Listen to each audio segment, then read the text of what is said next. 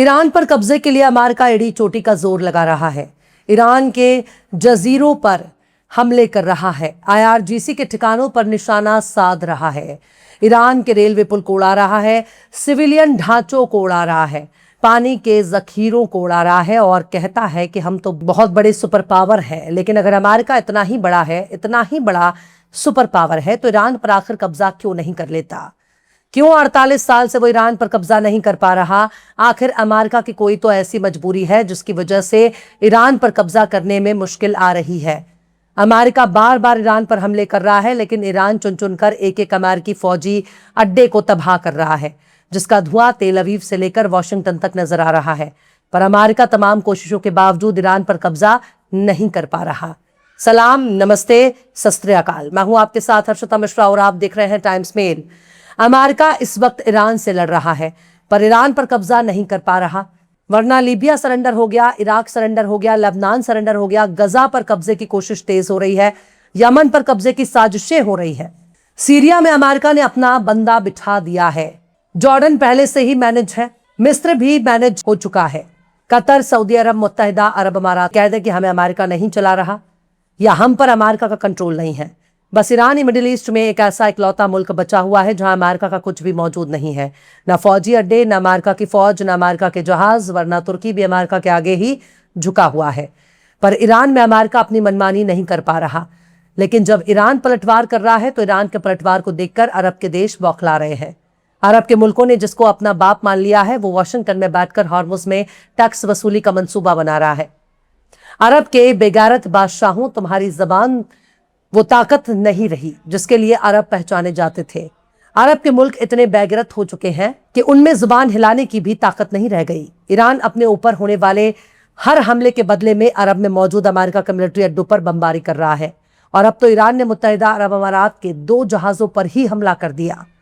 पर बात सिर्फ यहीं तक नहीं है।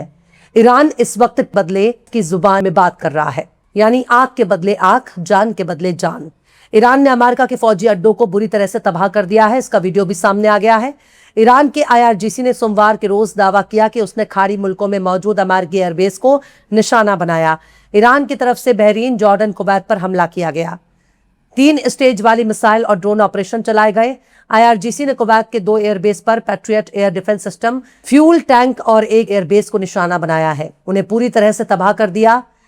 ईरानी मीडिया ने इसे आग के बदले आग करार दिया है। वहीं गौर किया जाए तो 14 जुलाई मंगल को अमेरिका ने ईरान के 6 से ज्यादा ठिकानों पर हमला किया है। अमेरिका की एयर स्ट्राइक लगभग 5 घंटे तक चली। ईरान ने भी करारा जवाब देते हुए अमेरिका के कई मिलिट्री अड्डों को निशाना बनाया। लेकिन अमेरिका और ईरान के दरमियान अमन मुआहदा बिल्कुल कमजोर पड़ चुका है, या फिर यूं कहा जाए कि ऑफिशियल तौर पर इसके खात्मे का ऐलान नहीं किया गया। वरना हर वो हरकत अमेरिका ने अंजाम दे दी है जिसके बाद इस एमओयू को खारिज माना जाएगा। अमेरिकी सेंट्रल कमांड सेंटकॉम ने बताया है कि 13 जुलाई की रात ईरान के खिलाफ 5 घंटे तक ऑपरेशन चला।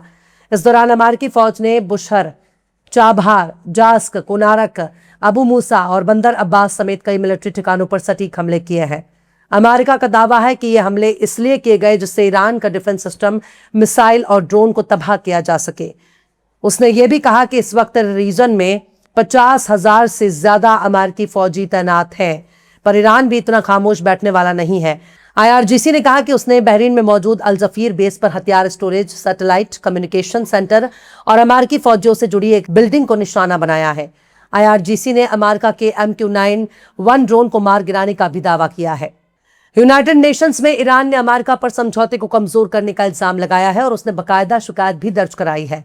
जंग के बढ़ते खतरे से दुनिया भर में तेल की कीमतों में इजाफा हो रहा है। वहीं ईरान की फौज ने कुवैत में अमेरिकी अड्डों को काफी ज्यादा नुकसान पहुंचाने का दावा किया है। यहां तक कि अमेरिका के फौजी ठिकाने आग के गोले में तब्दील हो गए। फौज ने अपनी जारी बयान में कहा कि ईरान की धरती के खिलाफ बार बार अमेरिका के हमलों के बाद ईरानी खुदकुश ड्रोन की लहर से कुछ ही घंटे पहले कुवैत में अमेरिका के दहशतगर्द ठिकानों पर बुनियादी ढांचे को निशाना बनाया है और इस पर हमला किया है। प्रेस टीवी की खबर के मुताबिक ईरान ने अमेरिका के फौजी अड्डों को दहशतगर्दों का अड्डा करार दिया। यानी ईरान की नजर में अमेरिका के जितने भी फौजी अड्डे हैं वो आतंकवादियों के अड्डे हैं। इसलिए वो कुवैत में मौजूद अमेरिकी फौजी अड्डे को अमेरिकी आतंकवादी ठिकाना कह रहा है। पर बात सिर्फ यहीं तक नहीं है। ईरान ने कहा है कि अमेरिका की फौज के communication system, fuel storage tank, patriot air defence battery, communication control tower और गोला बारूद के डिपो पर सीधा हमला हुआ है और उन्हें शिद्दत से नुकसान हुआ है। अमेरिकी मिसाइल हमलों के बाद ईरानी नौसेना ने कार्रवाई करते हुए अमेरिका के युद्धपोत पर क्रूज मिसाइलें दागी हैं और दावा किया है कि हमने खतरे को नाकाम कर दिया। ईरान ने कुवैत में मौजूद अमेरिका के फौजी अड्डों के ठिकानों पर कम्युनिकेशन सिस्टम, फ्यूल सिस्टम और storage tank, patriot air defence control tower, गोला बारूद डिपो पर हमला कर उन्हें तबाह कर दिया गया। ईरान ने दुश्मन से खिताब करते हुए इस बात पर जोर दिया है कि उन्हें ईरानियों के हौसलों को देखकर सबक सीखना चाहिए, जो शहीद होने के रास्ते पर चल रहे हैं और इस मुकद्दस सरजमीन की हिफाजत कर रहे हैं। मुत्तहिदा अरब अमारात ने इल्जाम लगाया है कि बहरीन हॉर्मुज में उसके 2 ऑयल टैंकरों को निशाना बनाया है, पर बात सिर्फ यहीं तक महदूद नहीं है। यमन ने सऊदी अरब के अबहा एयरपोर्ट पर कम से कम 6 मिसाइलें दागी हैं। सऊदी अरब के असीर इलाके में कई धमाकों की आवाजें भी सुनी गई हैं, लेकिन हॉर्मुज में अमेरिकी मौजूदगी ने ईरान को बेचैन कर रखा है।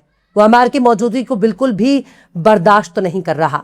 ईरान के खातमुल अंबिया सेंट्रल हेडक्वार्टर ने कहा है कि ईरान कभी भी अमेरिका को हॉर्मुज में दखल देने की इजाजत नहीं देगा।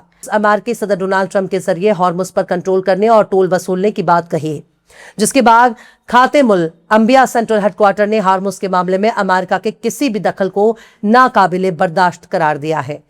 खातमुल अंबिया सेंट्रल हेडक्वार्टर के प्रवक्ता लेफ्टिनेंट कर्नल इब्राहिम जुल्फकारी ने कहा है कि हॉर्मुज में दखल करने के लिए अमेरिका के जरिए बार बार किए गए हमलों ने इलाके की सिक्योरिटी और इंटरनेशनल ट्रेड रूट के लिए खतरा पैदा कर दिया है। इब्राहिम जुल्फकारी ने अमेरिका के साथ ताउन रखने वाले कुछ इलाकाई हुकूमतों की निंदा की है और धमकी देते हुए कहा है कि इस तरह की हिमायत से पूरे खित्ते में जंग फैलने का खतरा बढ़ जाता है। जुल्फकारी ने इस बात पर जोर दिया है कि ईरानी आर्म फोर्सेस हमलों और लिटरल अमेरिकी फौज के जरिए ईरान ट्रेड रूट के बाहर और अमन फोर्स के बगैर इजाजत कमर्शियल जहाजों और टैंकरों के आवाजाही के लिए पैदा की गई किसी भी कोशिश का मुकाबला करेगा। यानी साफ तौर पर यही कहना है कि हम अमेरिका को इस खित्ते में रहने ही नहीं देंगे। अगर वो रहेगा तो तमाम जहाजों के आने जाने में दिक्कत पैदा करेगा और हम इसकी मौजूदगी को बिल्कुल भी बर्दाश्त नहीं करेंगे। खैर, जंग चल रही है। अमेरिका और ईरान दोनों ही एक दूसरे पर हमले कर रहे हैं, पर अमेरिका को इस इलाके से क्या लेना देना? वो हजारों किलोमीटर दूर से चलकर यहां पर क्या लेने आया है?